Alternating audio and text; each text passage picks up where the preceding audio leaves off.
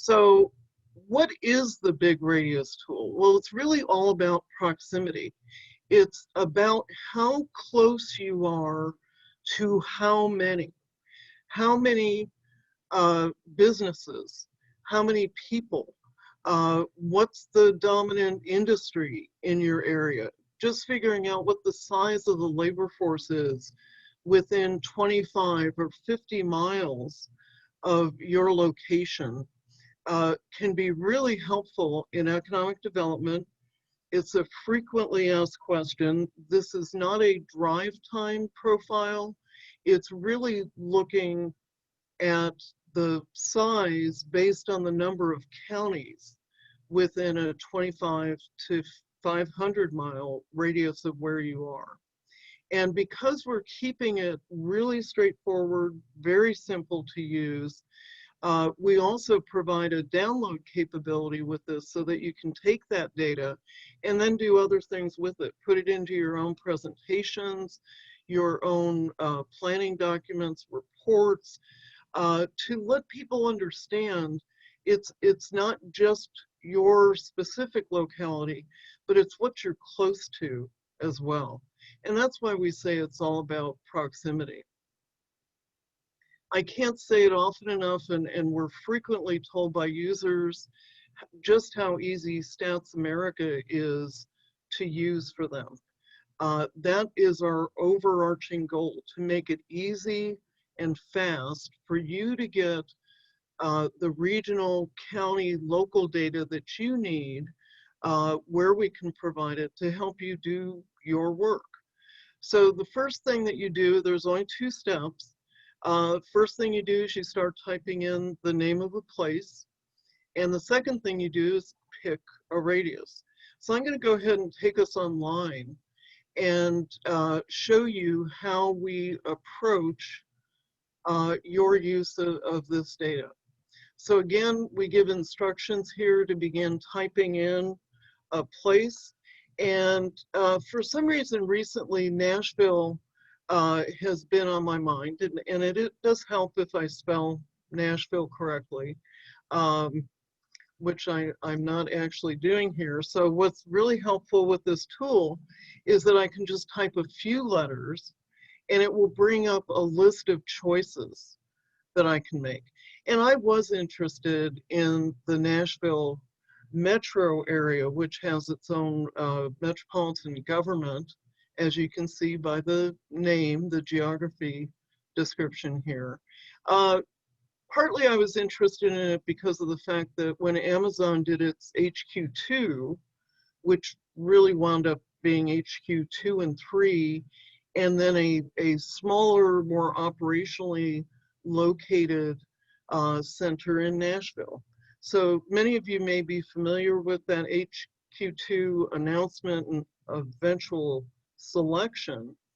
But one of the things, and we do know from some of our usage data that there are people at Amazon itself who are using Stats America. So that's just a little bit of trivia there.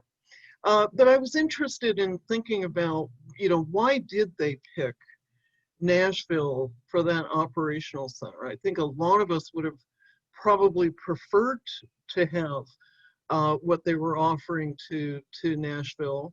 It's very tightly focused and is going to be delving into the healthcare industry, I understand. So I wanted to get a picture of, well, how many people and how many workers are within a 75-mile radius of Nashville, Tennessee. The tool very quickly shows me what that radius looks like. So it's going into Tennessee and abutting Alabama here. And within that 75 miles, they've got a population of 3 million people. They've got a pretty high growth rate going on there, almost 15%. I can see which counties are the largest or smallest in that radius. And I can also see what their growth rates are. And you can see pretty quickly that that's a fast moving, high growth part of the country when we're looking at these double-digit growth rates. They've also got, as of July 2020, they have a pretty high unemployment rate. No surprise. Again, these are July 2020 data. The population data is current through 2019.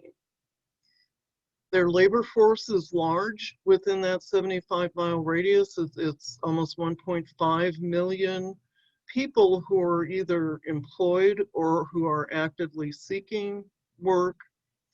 And we can also see that their unemployment rates are really spread out from a low here of 4.7 for one county to a high of 12.1 in another. So you can see the spread of unemployment, which ones are the highs or lows.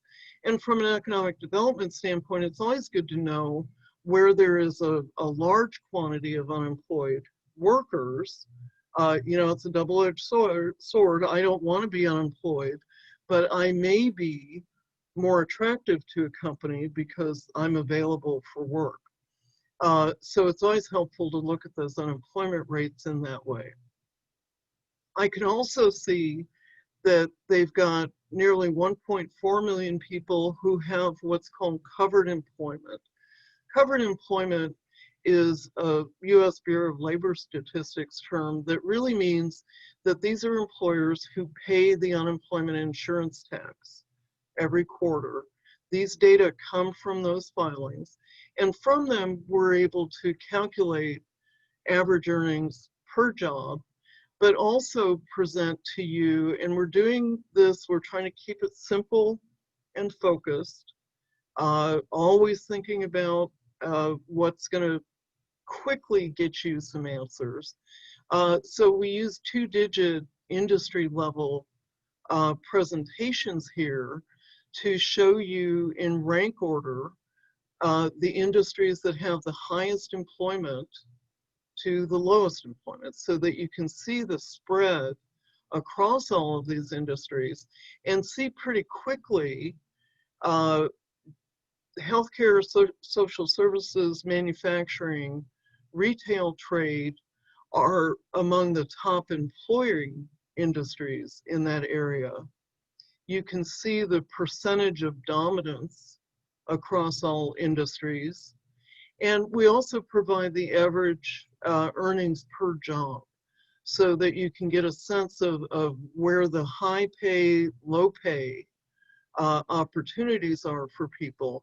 And then we just measure it relative to that average wage here to show you quickly another way of seeing, for example, the transportation and where our professional and scientific services is almost double the average wage. And so again, it's easy. There's a restricted amount of information here. Our initial approach with the big radius profile was to give you essential facts to know about that radius. And we think we've hit the mark there, but we're also at a point where we want to start seeing if we can add tabs to this, where we can allow you to drill into additional data that you may like to see presented in this format. Again, all you have to do is move the slider to get the additional information. The bigger the radius, takes a few more ticks for the computer to do the math. And we can see what happens within a 150-mile radius for Nashville. Or I can ratchet it down. Actually, when we first released this, we limited it at 50 miles, but we had so many requests from people to reduce it down to at least 25 that we went ahead and did that. And for a lot of people, 25 miles may equate to a reasonable commuting distance. So we are trying to accommodate that, but it's not intended to drill you into really small radius. views, we're really trying to give that bigger picture, that say 20,000 foot view, so you can see just how many people are within that proximity to your location. It's helpful information to give to site locators. It's great for economic developers to be able to talk about how close we are in terms of the amount of population.